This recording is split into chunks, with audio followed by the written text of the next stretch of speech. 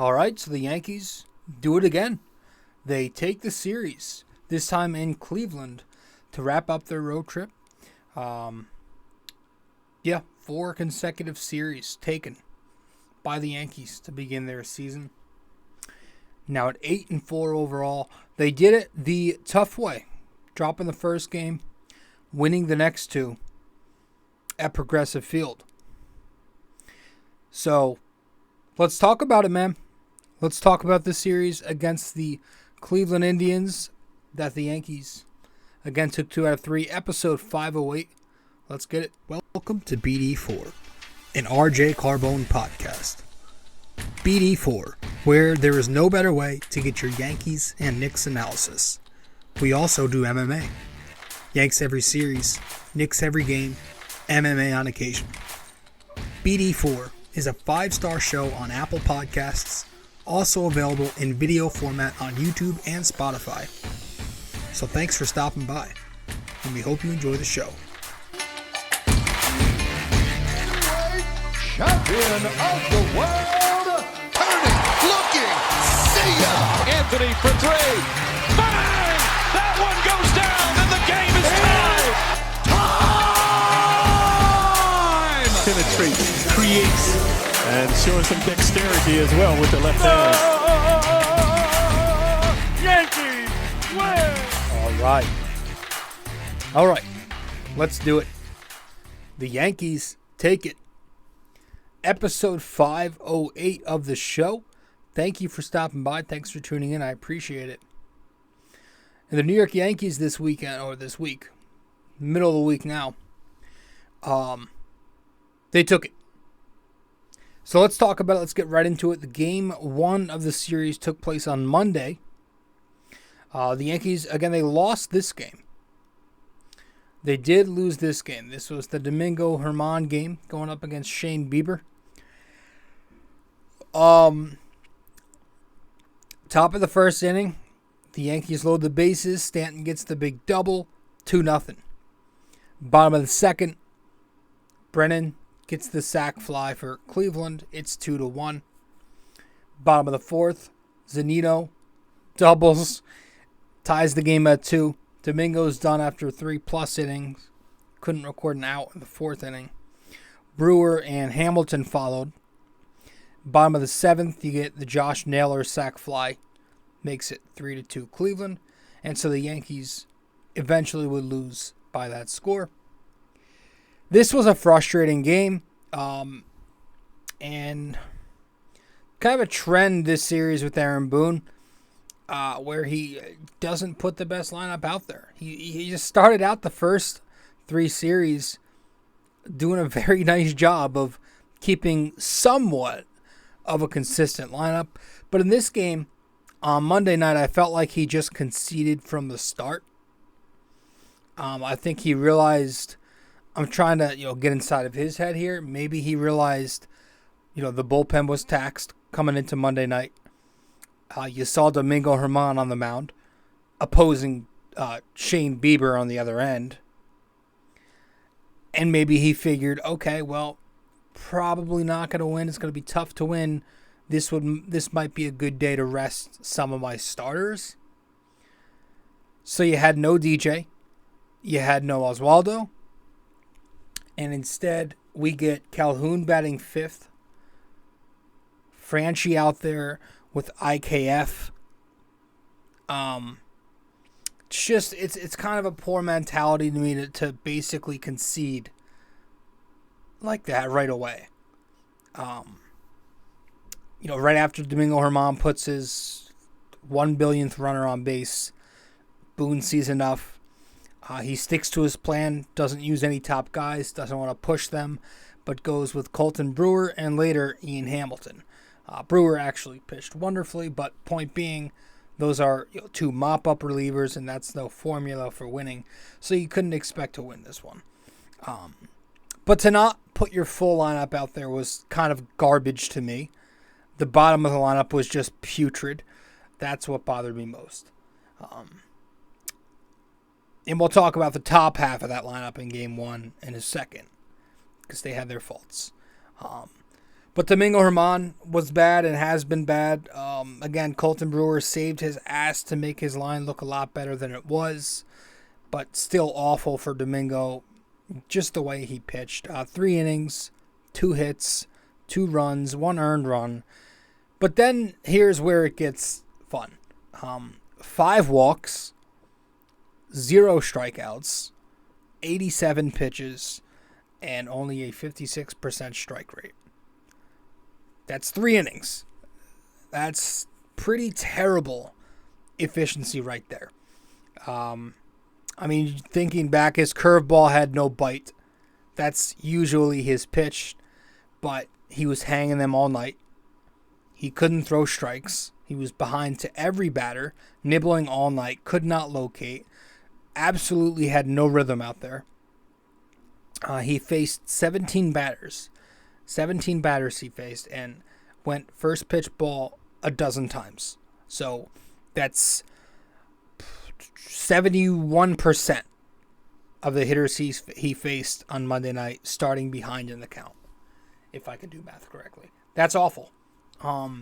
Just constant traffic on the bases every inning.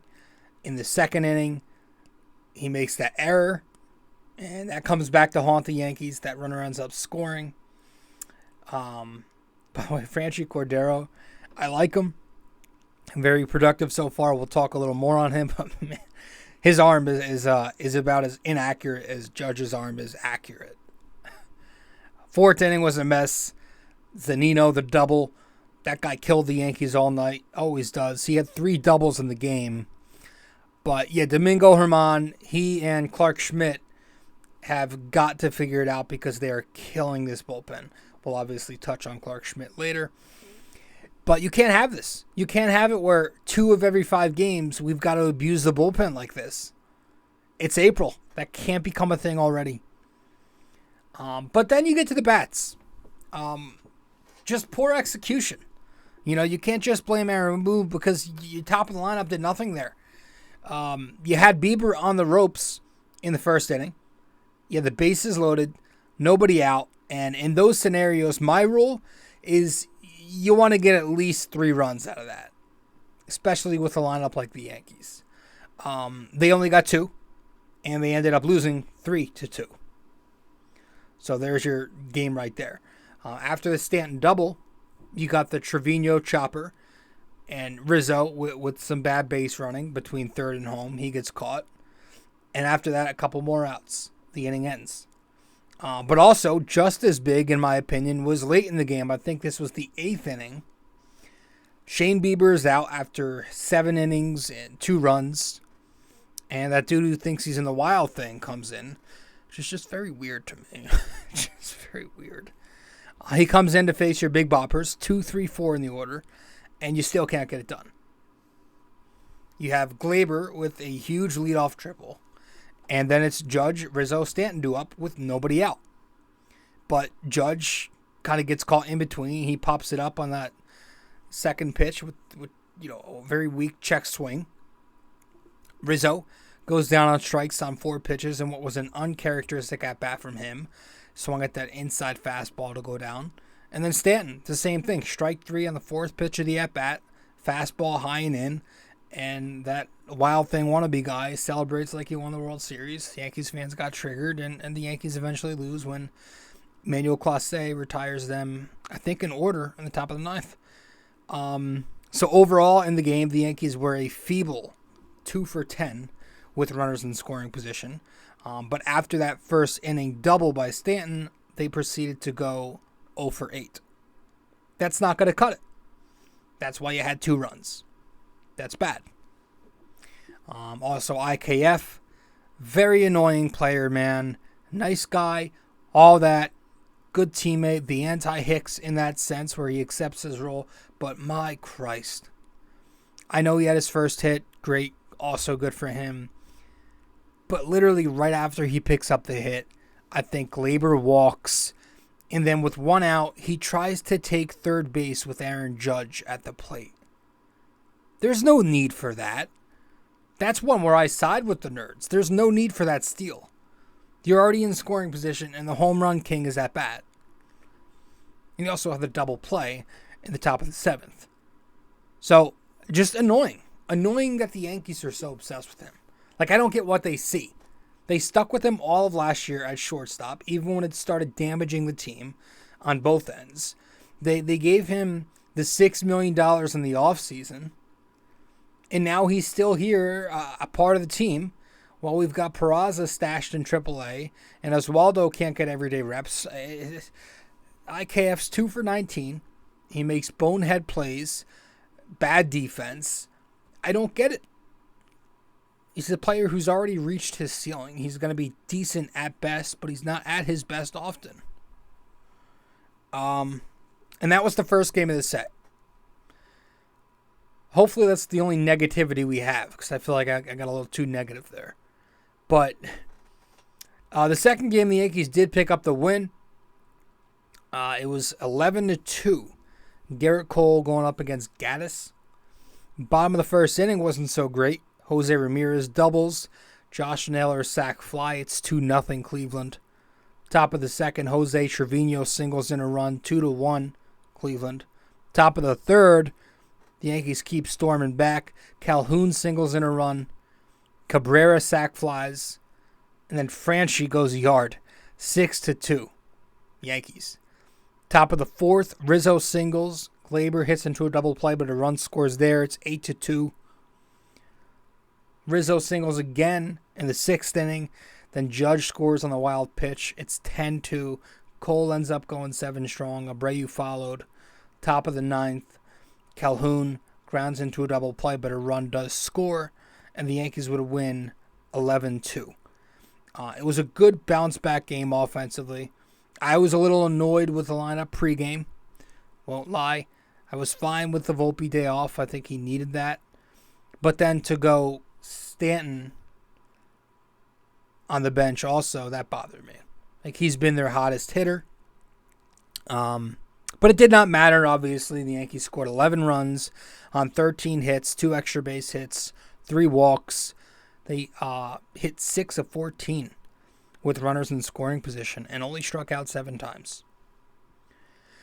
So you had DJ, Rizzo, Judge, Hicks, all with multi-hit games. Every starter on the Yankees picked up a hit. You had the extra base hits come from DJ and Franchy. DJ the double, Franchy the home run. Franchy had 3 RBIs, Rizzo 2 RBIs, while Oswaldo, Trevino, and Calhoun each picked up 1 ribby each. Rizzo providing the tack-on runs and back-to-back at-bats later on. Gerrit Cole has been exceptional to start the season, and I want to get to him because he is getting my tip of the cap tonight. Yeah, he was the best starting pitcher of this series. 7 innings, 2 runs, 5 hits, 2 walks, 3 strikeouts, no home runs, 97 pitches in the win. He looked good, man. He struggled early. Definitely did not have his best fastball. There was a lot of contact in this one. Couldn't get the swing and miss, but he got it done. You know, the first inning, Jose Ramirez smacked that double off the fastball. You have Torres making that error that was scored as a hit. But, you know, Cole kind of went away from his four-seamer after that, and he was mainly change-up curve. But after the first inning, he really settled in. No hits in the second and third innings. He ends up going 7 strong and giving the bullpen a day off. You know, you really got 2 days in a row, really, with only Hamilton, Brewer, and Abreu used in those games. So, yeah, Gerrit Cole looks good this year, man. He looks very good. He's not allowed a home run yet. Knock on wood, please. And that is obviously the key. The breaking ball is away from the zone. That's been a pitch that got hit around last year. And he's spotting the fastball nicely, too, especially those first 2 starts. But the changeup and slider have been getting results.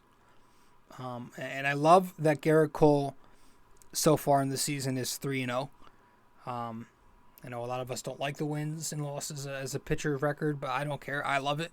I think it's super important, especially right now, that the Yankees win on cold days and take care of business.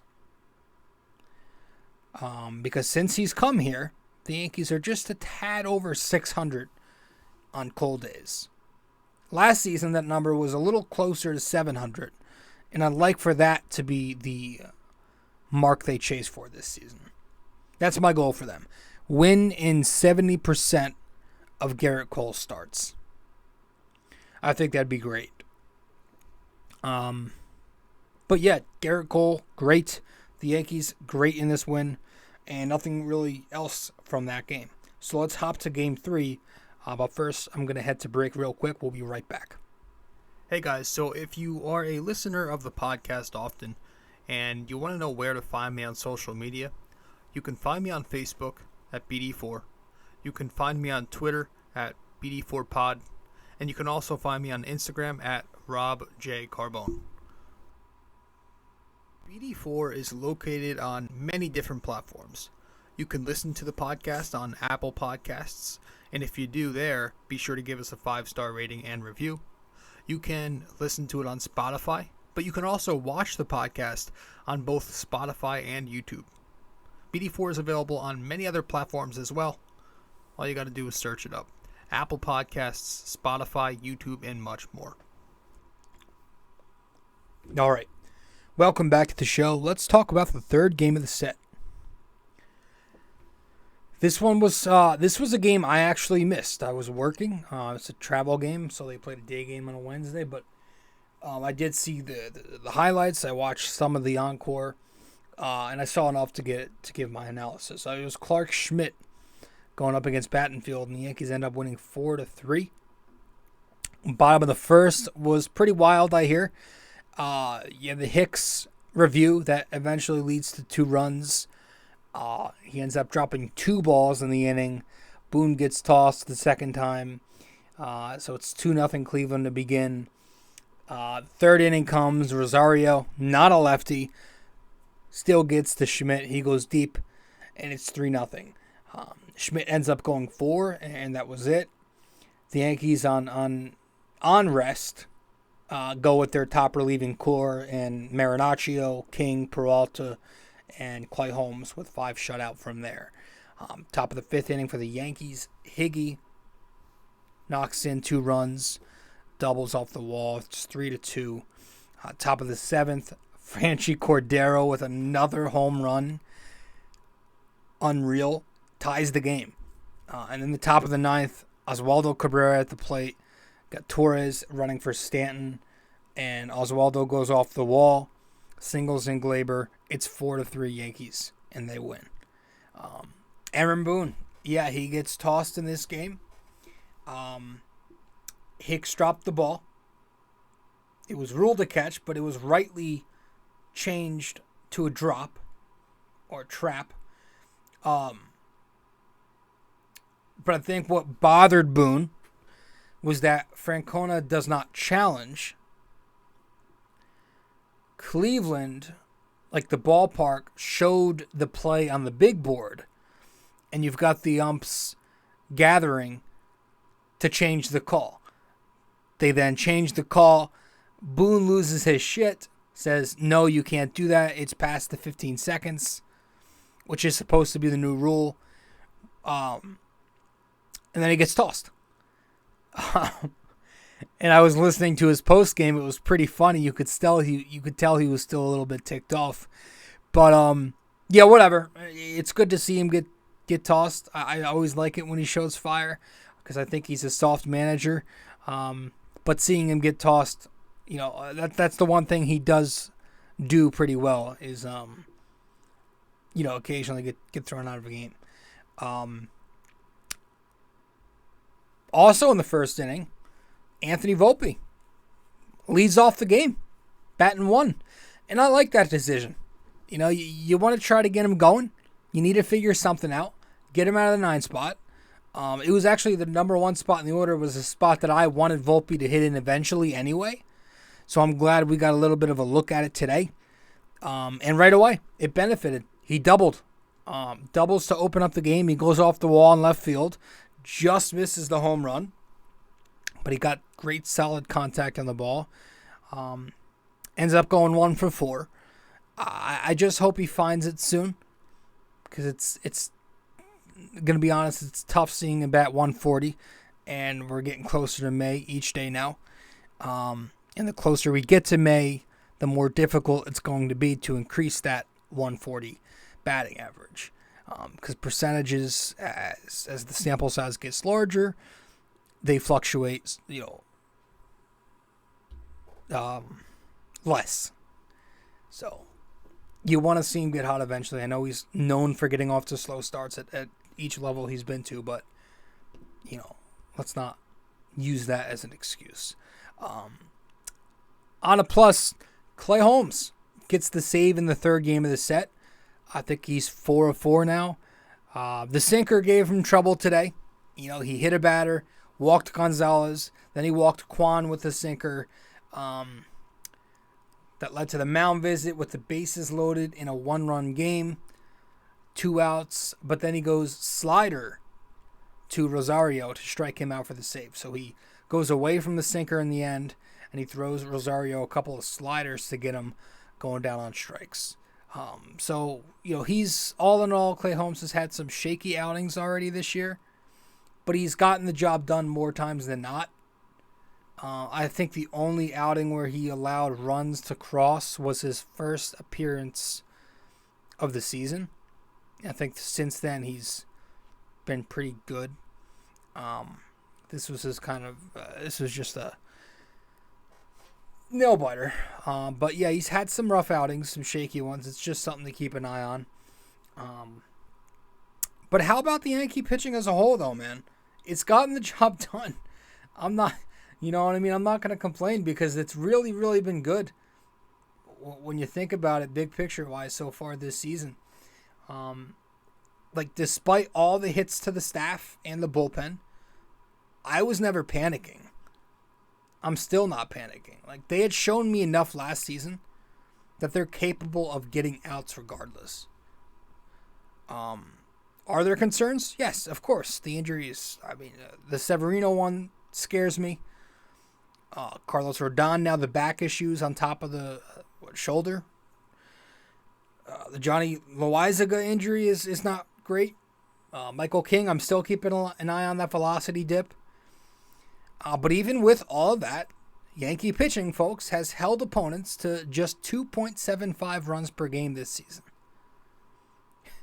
Outside the Tampa Bay Rays, who are apparently the best team of all time right now, the Yankees are the only team in the AL East division to hold their opponent to under 6 runs on the year, 60 runs. And not only have they held their opponents to under 60 runs, the Yankees have allowed 33. So, pretty damn good. They have 8 pitchers on the roster with a sub-3. They have 6 pitchers on the roster with a sub-2. And they have 3 pitchers at the moment with an ERA of 0.00. Albert Abreu is one of them. He's quietly having a very nice start. 4 games in, he's got 7 innings, 5 hits, no runs, 7 Ks, 3 walks. He's gotten multiple innings, too, in 3 of his 4 appearances. Wandy Peralta, after today, remains perfect. And how about Colten Brewer? Colten Brewer actually pitched so well on Monday night, he's going to get my tip of the cap. I thought he was great. Kind of looks like Gerrit Cole a little bit.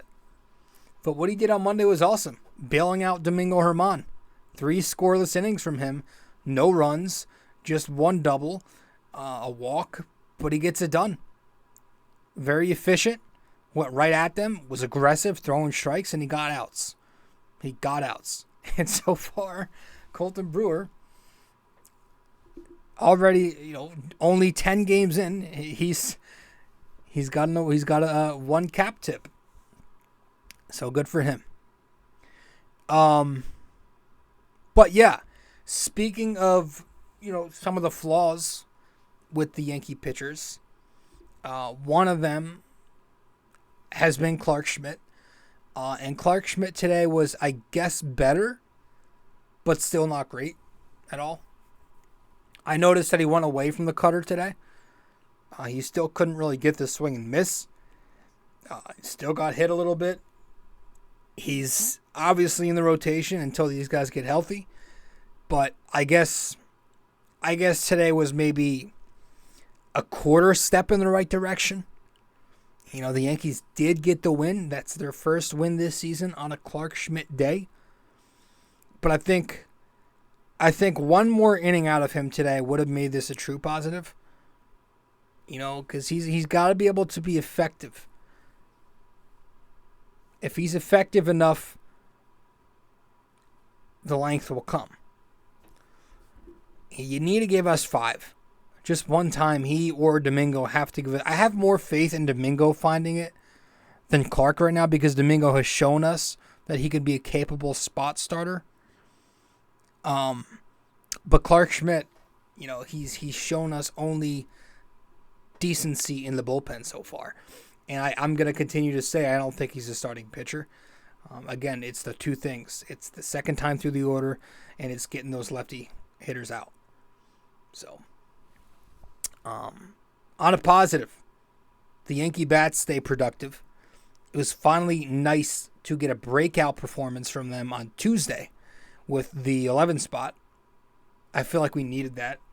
We've had a lot of solid offensive games, but we haven't really had a breakout offensive performance yet, and that seemed like it was it. Now they hit over 300 with runners in scoring position in the series, but a chunk of that 313 look average was from the second game. But I mean, yeah, a lot of guys. You look at your usuals. The key cogs are contributing.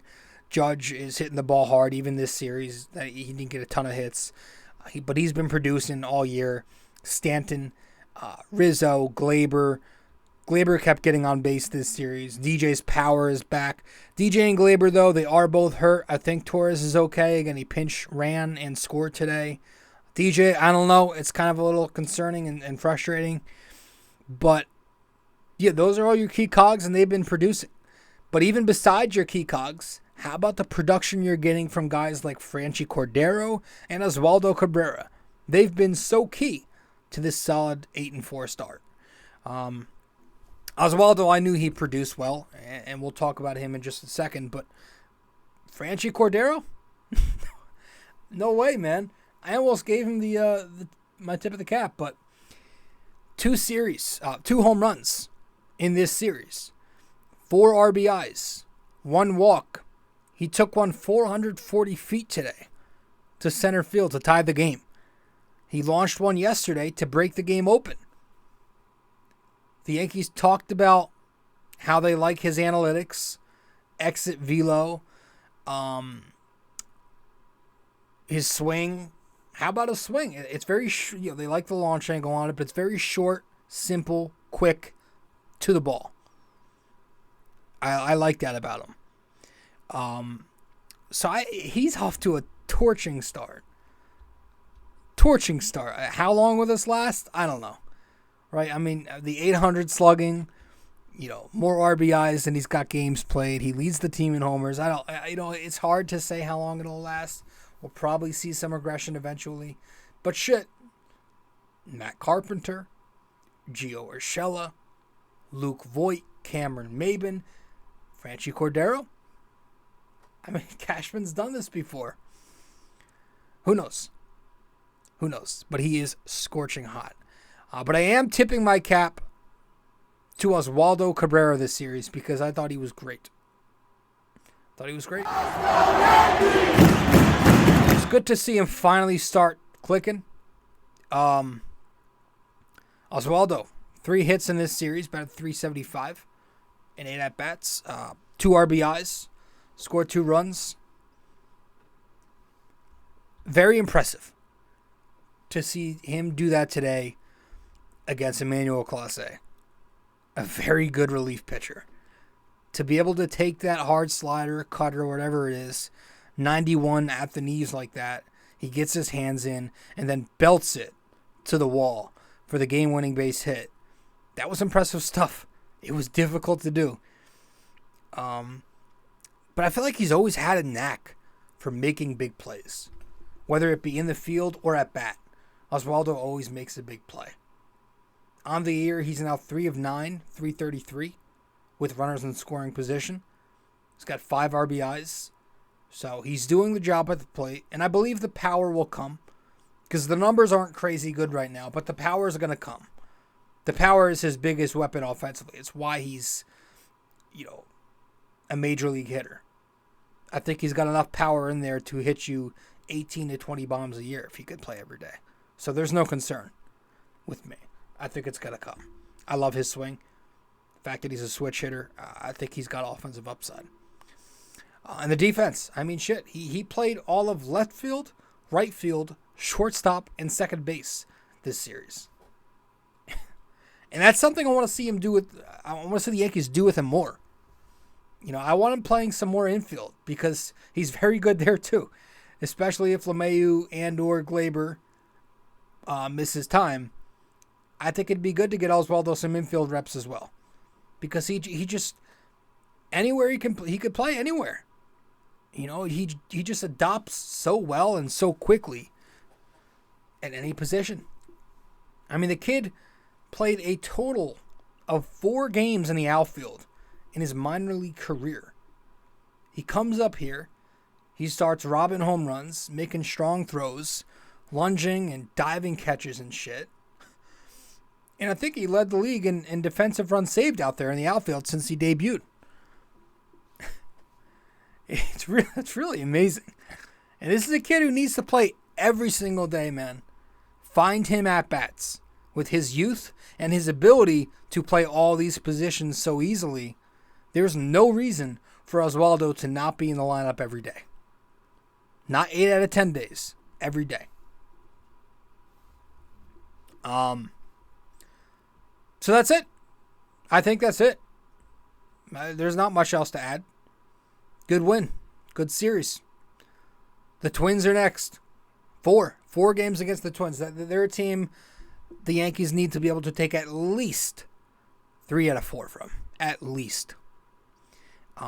Joey Gallo. Little fake DL stint. He's got Yankee Stadium-itis, so he won't be walking up to the plate. The Yankees are going to be facing Pablo Lopez in this series. I think he's pitching against Cole in the 4th game. Speaking of, I think it was last night, that Luis Arias kid hits for the first cycle in Marlins history. So I went up and looked at his numbers. He's batting over 500. He's batting like 538 right now. It's so annoying because I wanted him at the deadline, I think last year. I was talking about him as this, like, he's 26 years old, so I was like, he's like the newest, he's the new Jose Altuve. He would be perfect for the Yankees because we know this lineup lacks those kinds of hitters. Oh, I wanted him so bad. And then the fact that he was traded and Cashman never made any noise, and to see that he was only traded for Pablo Lopez, he was a very good pitcher, but the Yankees could have done a Pablo Lopez type of deal there. Don't tell me they couldn't have done something like that. It bothered me. But yeah, he's good. Anyways, the Yankees win. Great series. Great win. And we will be back talking about this Minnesota series in a few days. And we're going to be back 5:09 talking New York Knicks as well. The Knicks, game 1 of the playoffs for the Knicks takes place on Saturday. So we will definitely be doing that recap. And look forward to a preview. I'm still going to try to get a preview in to the Knicks-Cavs series as well. So with that said, let's head to our final break, get back, and wrap this up with our trivia question. And that'll be that. Stay with us. Be right there. We also have a website now for BD4.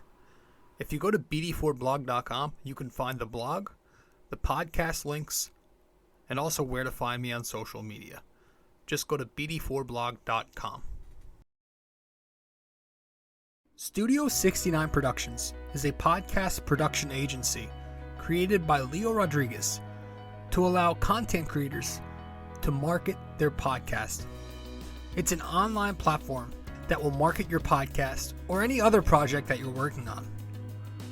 Get in touch with Leo Rodriguez from Studio 69 Productions. You can find Studio 69 Productions on Instagram at Studio69NJ. Studio 69 Productions, where dreams are heard and born.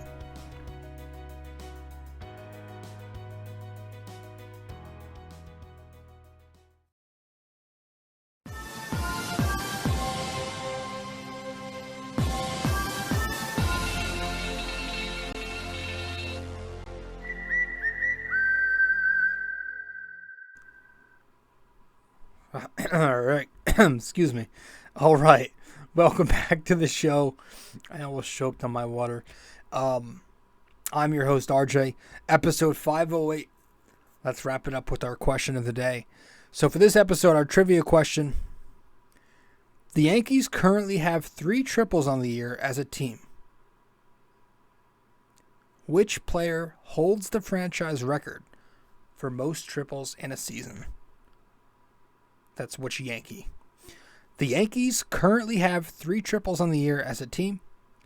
Which Yankee holds the franchise record for most triples in a single season? All right, so one last time. The Yankees currently have 3 triples on the year as a team. Which player holds the franchise record for most triples in a single season? All right, and that is it. That's it. I appreciate you guys tuning in.